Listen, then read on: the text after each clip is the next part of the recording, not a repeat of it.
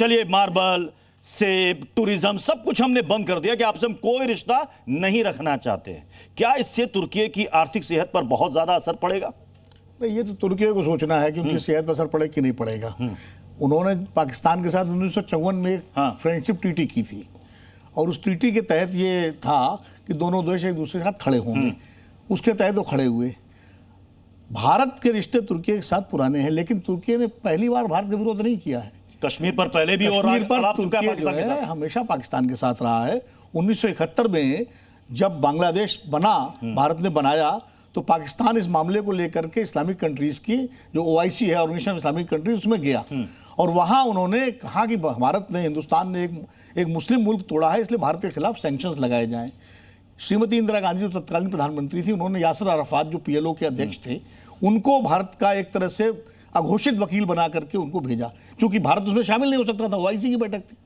वहाँ Yasser Arafat ने case present किया भारत का। उन्होंने कहा कि भारत ने जो है इस्लामिक मुल्क नहीं तोड़ा है, भारत ने वहाँ के मुसलमानों की रक्षा की है, जिन बांग्लादेशी मुसलमानों को पाकिस्तान ने 10 लाख से ज़्यादा लोगों का कत्लेआम किया और करोड़ों को बाहर बेघर किया। और उसके बाद वहाँ जो मोशन आया पाकिस्तान का, उसके खिलाफ, यानी भारत के पक्ष में 54 देश थे उस समय, उसमें 51 देशों ने भारत के पक्ष में वोट किया। तुर्की, लीबिया और पाकिस्तान 3 देश खिलाफ थे, लेकिन उसके बाद हमारे संबंध बने रहे तुर्की से। फिर जब पाकिस्तान में कश्मीर का मुद्दा, तब तक तुर्की उसके साथ रहा। पाकिस्तान साथ ये सवाल जो यहाँ पर प्रवीण जी ने उठाया सर, मैं इसी पर आना चाहता हूँ। ये कह रहे हैं ना सिर्फ व्यापारिक बल्कि सांस्कृतिक और साथ ही साथ राजनीतिक संबंध भी तोड़ने की बात कर रहे हैं। नहीं, राजनीतिक संबंधों की बात जहां तक है, कूटनीतिक संबंधों की, तो हमारे तो पाकिस्तान से बने हुए कूटनीतिक संबंध, ट्रेड भी कर रहे हो। तुर्की की बात कहां जा रही है? तुर्की ने खाली सपोर्ट किया है, पाकिस्तान तो दहशतगर्द भेज रहा है और उससे आज भी हमारी एम्बेसी वहाँ, हाई कमीशन यहाँ व्यापार भी चलता है पाकिस्तानी, खाली नंबर है। हमारा संबंध चीन के साथ 1962 में लड़ाई हुई, उसके बाद चीन लगातार पाकिस्तान के साथ खड़ा हुआ है, लेकिन चीन से भी हमारा संबंध बने हुआ, व्यापार लगातार बढ़ता जा रहा है। चीन के व्यापार के बहिष्कार की बात, गलवान घाटी में हमारे 20 जांबाज शहीद हुए थे, तब भी बार बार हमारे खंडेलवाल जी और तमाम लोगों ने अपील की थी कि बहिष्कार किया जाए। बहुत व्हाट्सएप पे मैसेज चले, लेकिन आज चीन का जो बैलेंस ऑफ ट्रेड है वो $100 बिलियन से ज्यादा हो चुका है भारत के साथ। तो आखिर ये मैं कह रहा हूं कि इसमें देखिए, ये अंतर्राष्ट्रीय संबंधों का मामला है। भारत सरकार के ऊपर हमें पूरा भरोसा रखना चाहिए। हमारी सरकार हर मामले में सक्षम है, लेकिन और फैसला ले सकती है। लेकिन सर एक बात यहाँ पर लोग समझना चाहते हैं, एक बात लोग भी समझना चाहते हैं कि मालदीव के समय हमने देखा, प्रवीण जी, मालदीव के समय हमने देखा कि उस वक्त देश का मूड क्या था, और हिंदुस्तान की तरफ से कड़ा मैसेज भी चला गया, नहीं जाएंगे तुम्हारे देश में। उसके टूरिज्म सेक्टर को बड़ा झटका लगा, घुटने के बल आ गया, सुर बदल गए। तो क्या वही कड़े डोज की जरूरत है इस वक्त तुर्की को? देखिए, आप एक बात समझ लीजिए, मैं आदरणीय अग्निहोत्री जी की बात से कुछ हद तक सहमत हूँ। आज लड़ाई करने का तरीका बदल गया। अगर आपको किसी मुल्क को जीतना है तो सबसे पहले उसके व्यापार और उसकी अर्थव्यवस्था की कमर तोड़िए।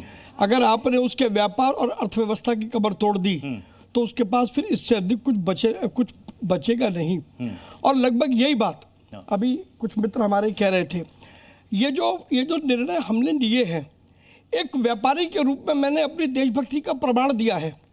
आप कम से कम इस बात की प्रशंसा करें, मैं मेरे पेट की रोटी काट करके, और मैं बता रहा हूँ कि मैं देश के लिए ये कर सकता हूँ। यदि मेरा सैनिक बॉर्डर पर खड़े होकर के लड़ सकता है और अपनी जान की बाजी लगा सकता है, तो मैं भी अपने और अपने परिवार की पेट काट करके देश के लिए खड़ा हूँ। मुझे लगता है कम से कम इस बात की प्रशंसा होनी चाहिए थी।